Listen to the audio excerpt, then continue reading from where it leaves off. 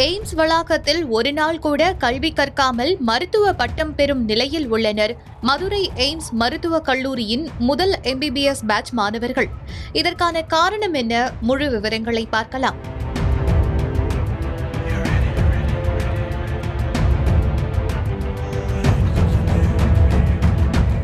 மதுரையில் எய்ம்ஸ் மருத்துவமனை அமைக்கப்படும் என்ற அறிவிப்பு மிகப்பெரிய எதிர்பார்ப்பை ஏற்படுத்தி இருந்தாலும் அதன் முதல் MBBS பேட்ச் மாணவர்கள் நிரந்தர எய்ம்ஸ் வளாகத்தில் ஒரு நாள் கூட கல்வி கற்காமல் மருத்துவ பட்டம் பெறும் சூழல் உருவாகியுள்ளது.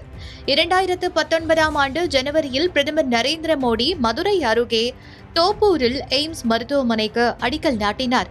2022இல் ஜப்பான் சர்வதேச ஒத்துழைப்பு முகமை மூலம் கடன் ஒப்பந்தம் மேற்கொள்ளப்பட்டாலும் கட்டுமான பணிகள் 2024 மார்ச் மாதத்தில்தான் தொடங்கின. நிரந்தர வளாகம் தயாராகாததால் மதுரை எய்ம்ஸ் தற்போது ராமநாதபுரம் அரசு மருத்துவக் கல்லூரி மருத்துவமனையில் தற்காலிக வளாகத்தில் செயல்பட்டு வருகிறது. எய்ம்ஸ் மாணவர்கள் அரசு மருத்துவக் கல்லூரி மாணவர்களுடன் இணைந்து மருத்துவ பயிற்சி பெற்று வருகின்றனர். முதல் பேட்ச் மாணவர்கள் தங்களது 5.5 ஆண்டு கால மருத்துவ கல்வியை ராமநாதபுரம் மற்றும் மதுரை அரசு மருத்துவக் கல்லூரிகளில் பயின்றுள்ளனர். இதனால் எய்ம்ஸ் மாணவர்களாக சேர்ந்தும் எய்ம்ஸ் வளாகத்தில் ஒரு நாள் கூட படிக்க முடியாத முதல் மாணவர்களாக அவர்கள் மாறியுள்ளனர். இதுகுறித்து மாணவர்கள் கூறுகையில், எய்ம்ஸ் மருத்துவமனைக்கான மேம்பட்ட ஆய்வகங்கள், ஆராய்ச்சி சார்ந்த கல்வி சூழல் மற்றும் தேசிய அளவிலான மருத்துவ பயிற்சி ஆகிய அனுபவங்கள் எங்களுக்கு கிடைக்கவே இல்லை. எங்கள் மருத்துவ கல்வி முழுவதும் வெவ்வேறு இடங்களில் நடைபெற்றதால் அது துண்டு துண்டாக அமைந்தது.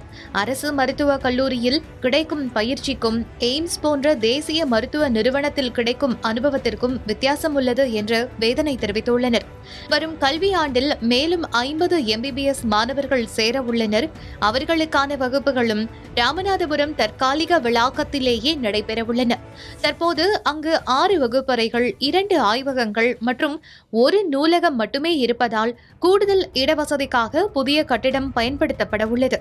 செப்டம்பர் அல்லது அக்டோபரில் சில வகுப்புகள் தோப்பூர் வளாகத்தில் தொடங்கலாம் என்றும் முழு வளாகமும் 2027 இறுதி அல்லது 2028 தொடக்கத்தில் மட்டுமே முழுமையாக செயல்பாட்டிற்கு வரும் என்று கூறப்படுகின்றது.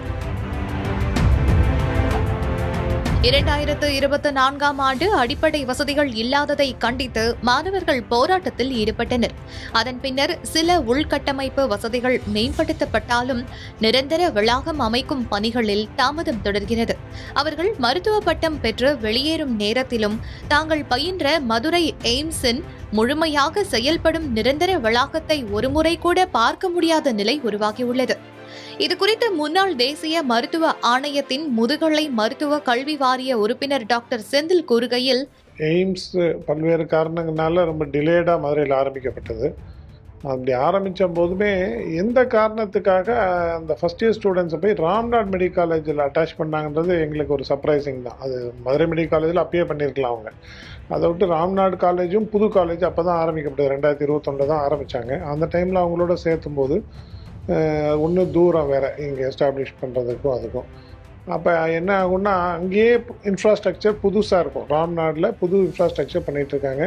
மெடிக்கல் காலேஜ் ஆகி அங்கே டீச்சர்ஸ் போடுறது, எக்யூப்மெண்ட்ஸு, அதேமாதிரி பேஷண்ட் லோடு, டிஃப்ரெண்ட் வெரைட்டிஸ், இதெல்லாமே புதுசாக ஆரம்பிச்சிருக்கும்போது இவங்களும் போய் ஒரு 50 ஸ்டூடெண்ட்ஸ் அதை ஷேர் பண்ணுற ஒரு ஸ்டேஜ்.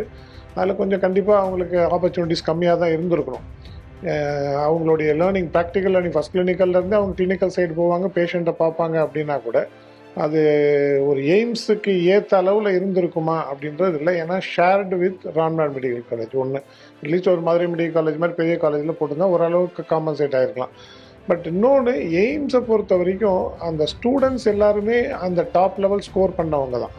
அந்த அந்த ஒரு மார்க் எடுத்து அவங்க அந்த எய்ம்ஸ் என்ட்ரன்ஸ் வந்தனால தான் அவங்களுக்கு அது கிடைச்சதே தவிர they should be brilliant. Only thing is அவங்க clinical exposure, other equipment exposure, டீச்சர்ஸுமே ஷார்ட்டேஜ் இருக்குன்னு நான் கேள்விப்பட்டேன். இதெல்லாம் இப்போ கொஞ்சம் கொஞ்சம் சரியாக இருந்தாலும் ஆரம்ப ஸ்டேஜில் ரொம்பவே இருந்தது. அந்த கஷ்டத்தோடு அவங்க படிக்கும்போது those brilliant students were wasted and they were not given adequate ஆப்பர்ச்சுனிட்டின்றது தான் என்னுடைய கருத்து. அட்லீஸ்ட் இனி வருங்காலத்தில் இப்போ மதுரையில் அவங்க அட்டாச் பண்ணியிருந்தா கூட இதையுமே அவங்க ரொம்ப நாள் இழுக்காமல் ஒரு இன்னும் 2 இயர்ஸ் ஆகுன்ற மாதிரி அவங்க சொன்னாங்க. மதுரை எய்ம்ஸ் திட்டம் தொடக்கத்திலிருந்தே பல்வேறு காரணங்களால் தாமதமானதாகவும் முதல் ஆண்டு மாணவர்களை ராமநாதபுரம் அரசு மருத்துவக் கல்லூரியுடன் இணைத்து பயிற்சி அளித்தது ஆச்சரியமான முடிவு என்றும் தெரிவித்துள்ளார். மதுரை அரசு மருத்துவக் கல்லூரி டீன் டாக்டர் அருள் கூறுகையில், தற்போது மதுரை அரசு மருத்துவக் கல்லூரியில் ஹவுஸ் சர்ஜன்சி பயிற்சி பெற்று வரும் எய்ம்ஸ் மாணவர்களுக்கு தரமான மருத்துவ பயிற்சியும் போதிய மருத்துவ அனுபவமும் கிடைக்கும் என்று தெரிவித்தார். ராம்நாட்டில் படிச்சுட்டு இருந்த எய்ம்ஸ் ஸ்டூடெண்ட்ஸ் வந்து இப்போ மதுரை மெடிக்கல் காலேஜில் அவங்களுடைய ஹவுஸ் சர்ஜன்சி பீரியட் CRMI ட்ரைனிங்காக வந்திருக்காங்க.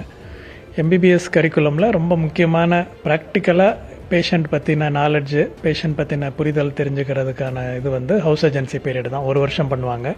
ராம்நாடு வந்து சின்ன காலேஜ், OP ஸ்ட்ரென்த்து அதெல்லாம் வந்து படிச்சுக்கிறதுக்கு ஓகே. ஸோ இப்போ வந்து அவங்க வந்து ஒவ்வொரு பேஷண்ட் இது பண்ணுறப்ப மதுரை மெடிக்கல் காலேஜ் வந்து ராஜீவ்காந்திக்கு அடுத்தபடியாக எல்லா ஸ்பெஷாலிட்டியுமே இருக்கிற காலேஜ். ஈவன் ஜிப்மரில் வந்து ஒரு MBBS ஸ்டூடெண்ட்டுக்கு என்னெல்லாம் தேவையோ அவ்வளோ ஸ்பெஷாலிட்டி நம்மகிட்ட இருக்கும். ஸ்பெஷாலிட்டி இருக்கிறதுங்கிறத விட அவ்வளோ ஸ்பெஷாலிட்டிலையும் போதுமான பேஷண்ட் இருப்பாங்க. ஹாஸ்பிட்டல் முடிஞ்சாலுமே அதுக்கப்புறம் எக்யூப்மெண்ட் வாங்கணும், பேஷண்ட் லோடு வரணும், அது ஒரு 1 இயர் ஆகும். அதனால் மேக்ஸிமம் 2 இயர்ஸ்க்குள்ளே ஃபங்க்ஷனிங்காக ஸ்டூடெண்ட்ஸை ஷிஃப்ட் பண்ணுற அளவுக்கு பண்ணால் அந்த எய்ம்ஸ் ஸ்டூடெண்ட்ஸ்க்குரிய குவாலிஃபிகேஷன் கிடைக்கும். அது பாலிட்டிக்ஸ் எல்லாம் விட்டுட்டு இந்த எஸ்கலேஷன் ஆஃப் காஸ்ட், இந்த தள்ளி போக போக எஸ்கலேஷன் ஆஃப் காஸ்ட் இருக்கும். அதை டக்குன்னு டிசைட் பண்ணி சென்ட்ரல் கவர்மெண்ட்டோடைய பெர்வியூவில் வரனால அவங்க செய்யணும்.